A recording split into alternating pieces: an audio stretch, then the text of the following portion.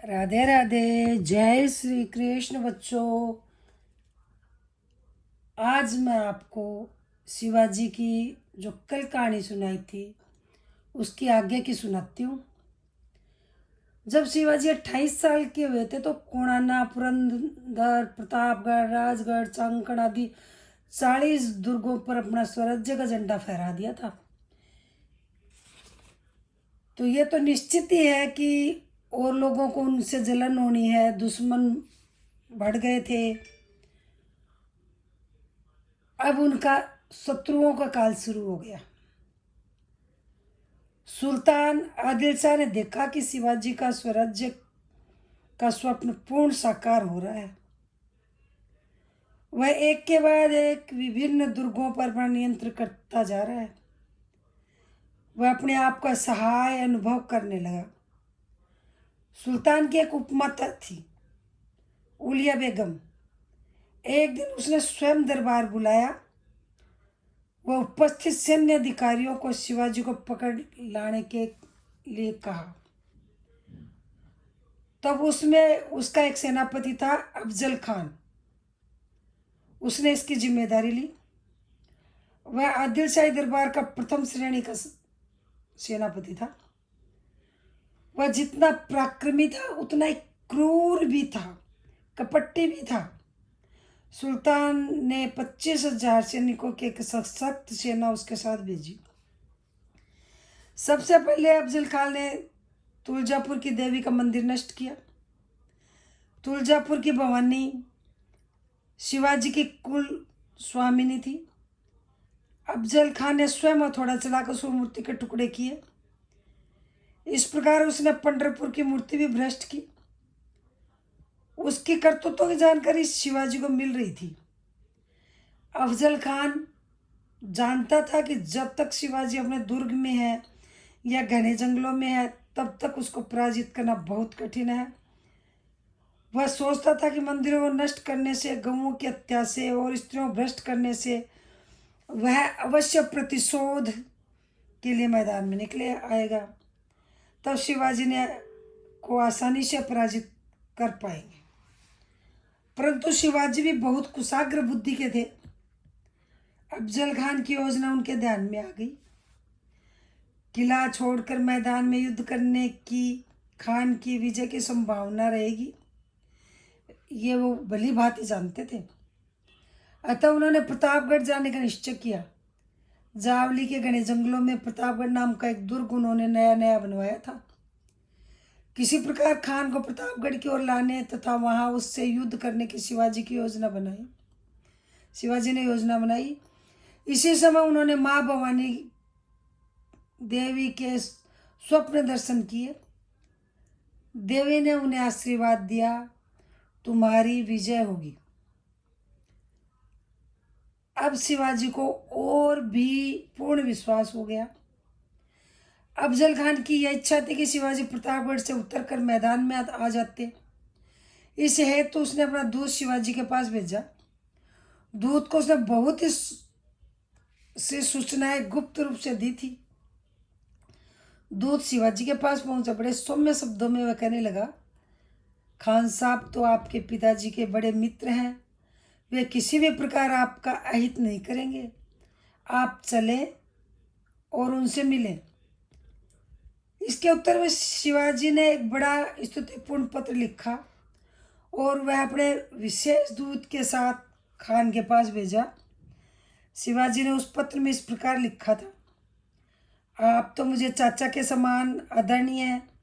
आप मुझे अपराधों के लिए क्षमा करें।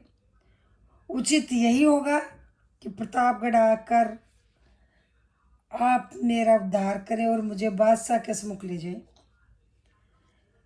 शिवाजी के का पत्र नम्र प्रीति युक्त भाव देखकर खान बुलावे में आ गया।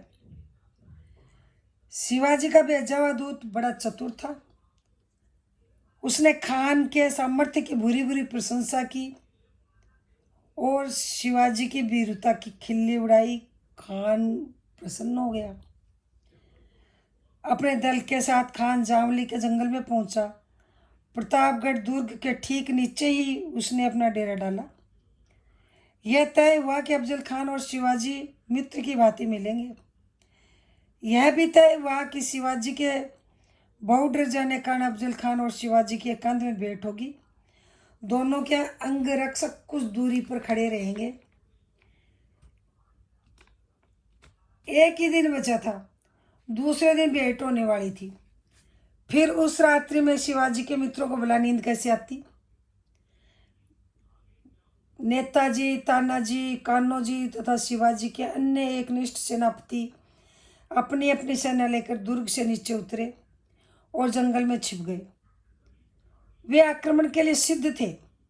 उन्हें यह सूचना प्राप्त थी कि दुर्ग से सांकेतिक तोप की गर्जना सुनते ही उन्हें शत्रु सेना पर धावा बोलना है, उसका नाश करना है।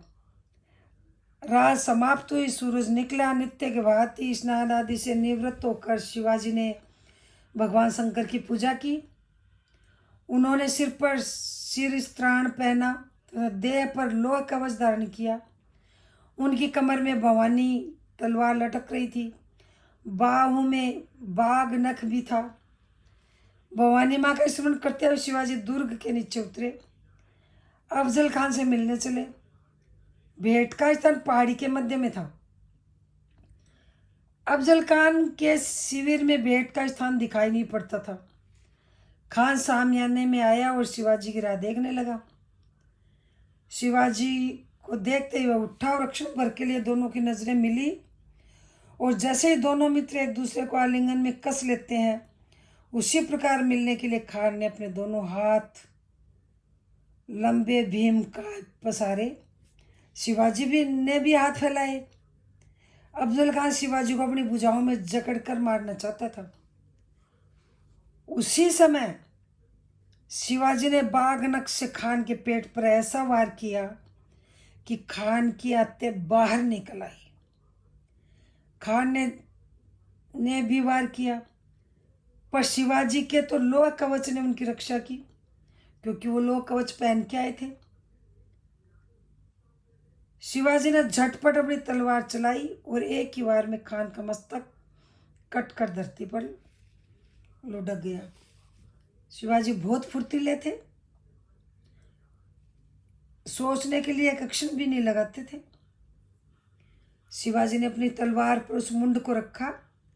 वे दुर्ग पर चढ़ने लगे। उसी क्षण दुर्ग पर से तोपें चली और आकाश वेदी गर्जना करने लगे। उधर खान के सिपाही सोच रहे थे कि अब तक तो खान ने शिवाजी को पकड़ लिया होगा। तब एकाएक शिवाजी के सैनिक उस पर चित्ते की फुर्ती से झपट पड़े और देवी तुलजा भवानी के अपमान का अब पूरा बदला लिया। खान की सेना परास्त हुई। शिवाजी पूर्णतः विजयी हुए। उन्होंने अपनी माता को एक उपहार भेजा। कौन सा उपहार? वह उपहार था अफजल खान का सिर। शिवाजी की कीर्ति देश विदेश तक पहुंची। अफजल खान का वध की खबर सुनकर सब लोग शिवाजी को सराहने लगे, परंतु बीजापुर के सुल्तान का दारुण दुख के काले बादल छा गए। सही में शिवाजी को इस विजय का उन्माद नहीं हुआ। योजना के अनुसार उन्होंने आसपास के अनेक आदिलशाही दुर्ग जीत लिए। शिवाजी को अपनी विजय पे घमंड नहीं होता था। वो बहुत उसको एक साधारण सा लेते थे। इसीलिए वो आगे आगे बढ़ते गए। इसीलिए वो शत्रु का सामना करते थे। तीव्र बुद्धि थे, धैर्य नहीं खोते थे, बहुत शांति से और फुर्ती से सोचते थे और तुरंत एक्शन लेते थे। इसीलिए वो मुगलों से मैदान में नहीं लड़ते थे, क्योंकि शिवाजी की सेना तो छोटी सी थी और मुगल के पास तो बहुत सारी सेना थी।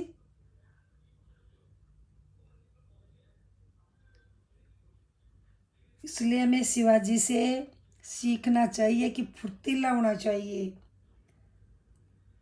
और तीव्र बुद्धि होना चाहिए, समय पर सोचना चाहिए।